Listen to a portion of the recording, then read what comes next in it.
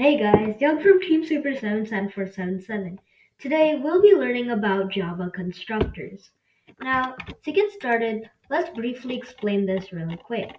So, basically what a Java constructor is what it they initialize objects and set them up for use. So, breaking it down, imagine you're building a house before you can move in and start living comfortably. You need to construct it, right? Constructors in Java work similarly. They are like builders that set up your object so you can use it effectively in your code. Now, every Java class can have a constructor. It's a special method with the same name as the class itself.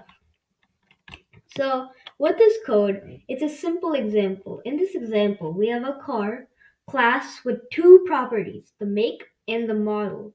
And here's the constructor.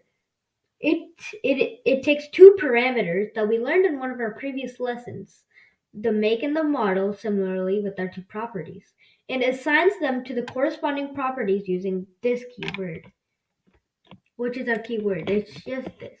So let's put this into action, shall we? Here's a simple Java program that will create an instance, which I will show you in just a few seconds here. But before that, let me break down the simple constructor code so when we get started with our more difficult, well, not very more difficult, more in-depth code, we know what we are doing. So obviously we have public car string make and the string model. This is the actual constructor method for the car class. It's the same name as the class as we said before while explaining this. It takes two parameters, the make and the model, both of type string. This dot make equals make and this dot model equals model. Inside the constructor, this dot make and this dot model refer to the instance variables and make and model respectively, while make and model without this refer to parameters. Here, the values passed to the constructor are assigned to the instance variables, the make and the model of the car object being created. In summary, this Java code defines a class named car with two instances variables make and model. So now that we know how this works, you can create your own program. But I'm just gonna use the same type of program. Here we have our basic starting out Java program that we need for almost every Java program.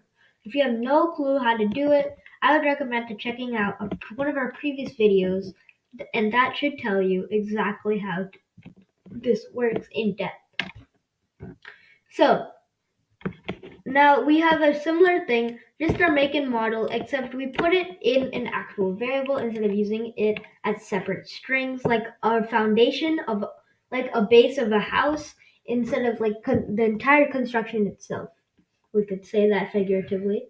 So we have a string car dot my car equals new car, and we have our make, which is our Toyota, and model, which is our Camry. And with our constructor, this is just the plain constructor. We do not need any strings as we used before, so to make it more basic.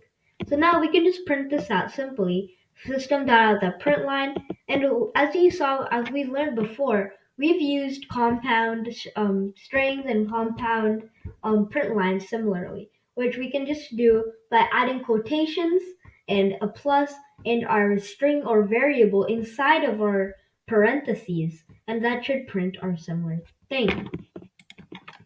So, to conclude, this is it. A brief introduction to Java constructors. They're essential for initializing objects and setting them up for your use in your Java programs. So next time you're building something in Java, remember to construct it properly with the constructor. Happy coding, everyone.